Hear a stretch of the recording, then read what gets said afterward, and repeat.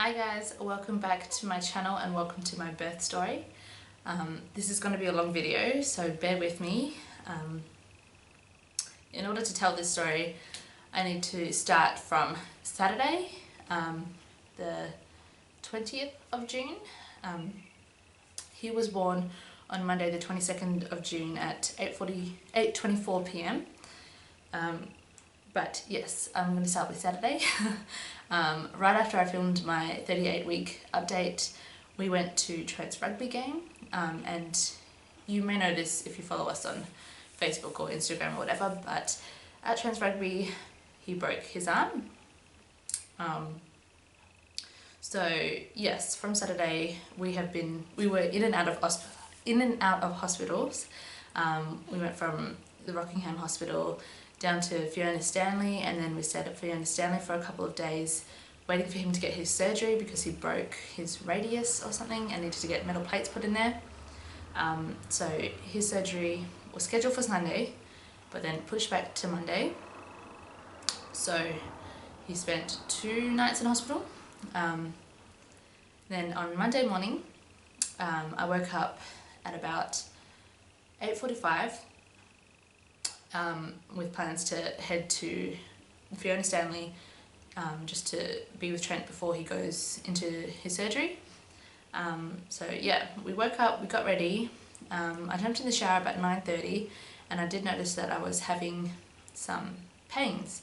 I'd noticed them since I had woken up, but it didn't click to me that they were regular until I got in the shower and I was like, this is strange. I've been in the shower now and I've had 2 of these, what I thought were xxxx. But yeah, so we left the house at 10 o'clock and I had to run to Trent's work to sort out his timesheets and stuff like that because he had broken his arm. I had to sort out stuff for him. Anyways, on the way to his work I noticed that they were coming regularly. They weren't painful at all, they were just like xxxx but regular. So I thought it was a bit strange. Once I had finished at Trent's work, we went straight from his work to Fiona Stanley, and I had decided to time them. And I noticed they were coming every 13 minutes. So yeah, we arrived at Fiona Stanley at about 11 o'clock I think it was. And we hung out with Trent for a few hours, and I told him that I was having these regular contraction sort of thingies, pains, I don't even know what to call them because they weren't painful, but yeah. So they were pretty manageable. I wasn't thinking too much of them. I was just hoping that they weren't anything more than xxxx. But then at 1 o'clock Trent got wheeled off to his surgery. And pretty much as soon as he was wheeled away, they started coming every 6 minutes. So they went from 13 minutes to 6 minutes really quickly. And at that time I was feeding Leilani her lunch and I was just like, what should I do? So I asked one of the nurses how long the surgery would be, just because I told them I was having these contractions and I wasn't sure if I should leave now or if I should get my mum to come get me. But yeah, as soon as I told the nurses, they all started to freak out, and it all got a bit dramatic. These were day surgery nurses, so they weren't maternity nurses, and they didn't know what to do, so they were ringing the maternity ward and being like, what the hell do we do? And I'm just sitting there like, it's not that bad, I mean I can go to the hospital right now. But they were like, no, you can't drive, you need to get checked out by the midwives here, all this kind of stuff. And I was just like, whoa, what's going on? So they called somebody to come bring a wheelchair to me to wheel me down to the maternity ward in Fiona Stanley. I was absolutely mortified. It was like I don't know, I wasn't a patient at Fiona Stanley. I have never been a patient at Fiona Stanley, so it was just like having to tell everybody what was going on. I was like, I am the wife of a patient. I'm not a patient, but I'm having contractions. What should I do? But yeah, so they put me into the maternity ward, and the midwives checked me out they said everything was fine, that I should go to my hospital, which I knew straight away that I needed to go to my hospital anyway. I didn't want to have my baby at Fiona Stanley. So yeah, I ended up obviously having to call my mum.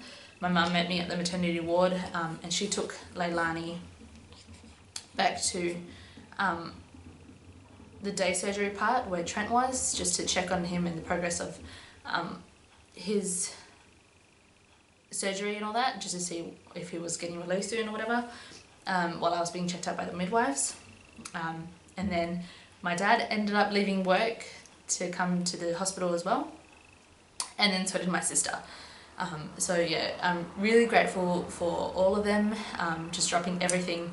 It was such a whirlwind at that time. I just didn't know what was going on, but yeah, I'm so thankful that they all just dropped everything just to come help us. So yeah, the midwives at Fiona Stanley said, go to your hospital now. And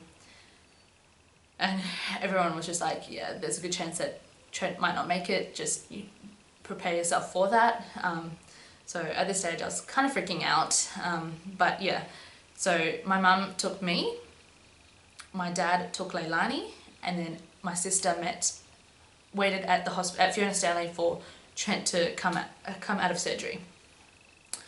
So yeah, we all went our separate ways. My mum took me to my hospital, and at this stage I think the contractions were coming every like 4 minutes now.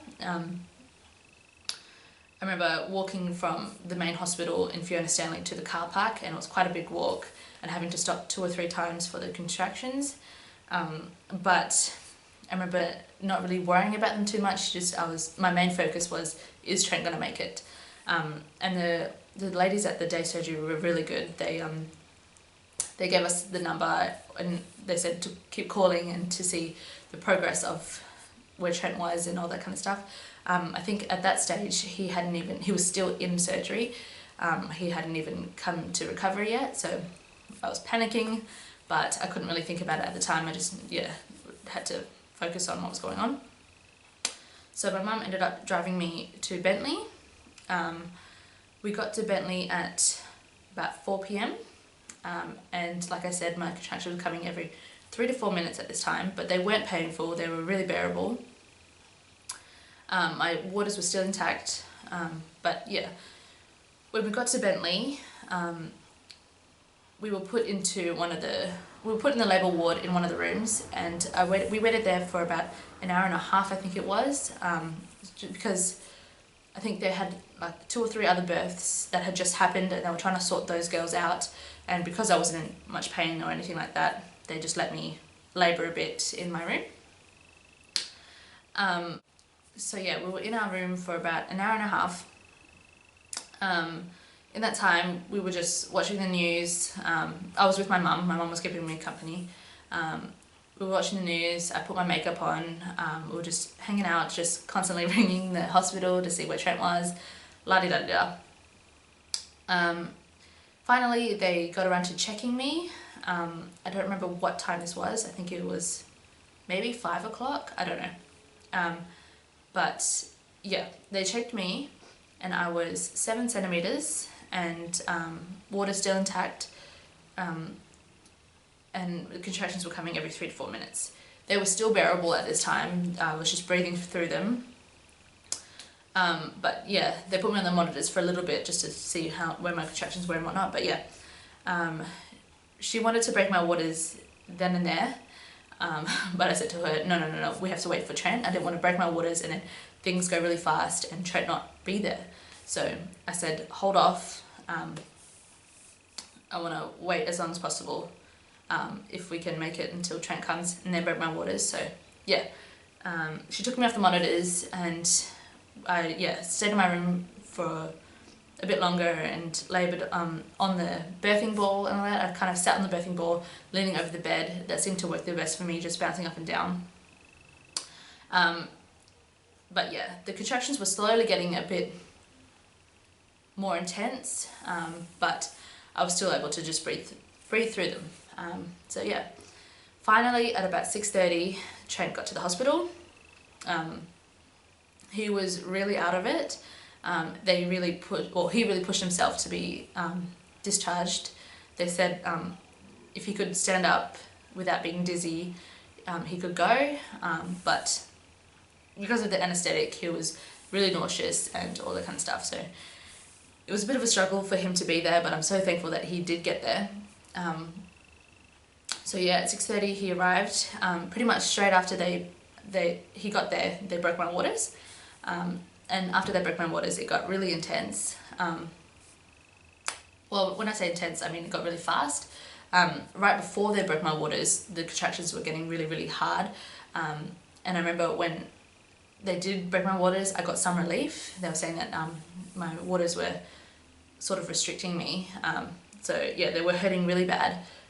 But then once you did break my waters, they calmed down a bit, and then they just started to come a lot more frequently. But yeah, so from 6:30 it just went crazy. It was such a blur from there.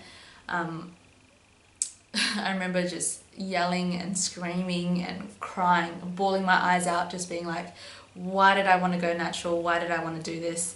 I remember yelling at Trent, just being like, why did we want to do this? And he kept saying, you know, kept reassuring me. He was really good, like, for being so out of it. He was incredible. But yeah, I felt so bad. The midwife hooked up the gas and air for me. I took one sip of it and I was just like, no. And I literally threw the nozzle. I was like, nah, get out, I don't want this. So I went completely natural. But yeah, so I started pushing, I think at about 7 o'clock maybe?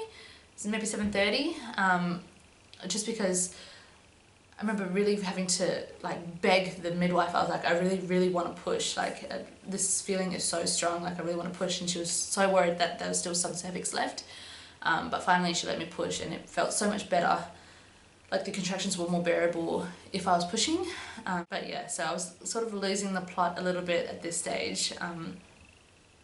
It was, yeah, it all got a bit hectic. I'm just screaming at the midwives. For some reason I was trying so hard not to swear. I don't know, maybe it's just an instinct from being around Leilani, but eventually I finally let go and I was just swearing and crying. Trent was like wiping the tears away and I was just, yeah, a total mess, hot mess. But they put up the mirror, which was really cool. So while I was pushing, I could see what was going on. I didn't have that with Leilani, but yeah, it was really cool to see what was happening and if it was coming any closer. I remember screaming, just being like, why, like pushing really, really hard and nothing happening, and just being like, why is nothing happening? But of course something was. He was getting closer and closer, it just took some time. But yeah, so I think I pushed for about an hour. And then finally he was born at 8:24 p.m. It was such an incredible feeling. Right after he was born, they put him on my chest and we cuddled and had all that bonding time for about an hour afterwards. During this time there was some clotting or something, I don't know. It was quite a blur, but because I was so infatuated by him, but with me there was some bleeding and stuff, so they had to put me in the stirrups and all this, which didn't happen with Leilani, but yeah, they had to pull out my placenta pretty much. And there was a bit of a kerfuffle, making sure that I wasn't bleeding too much or anything. They had to like scoop out blood clots, but yeah, anyways, I won't get too much into detail, but yeah. So I remember right after having him there was quite a bit of pain while they kept pushing on my stomach, trying to get my uterus to come down and all this kind of stuff, and then trying to get all this stuff out.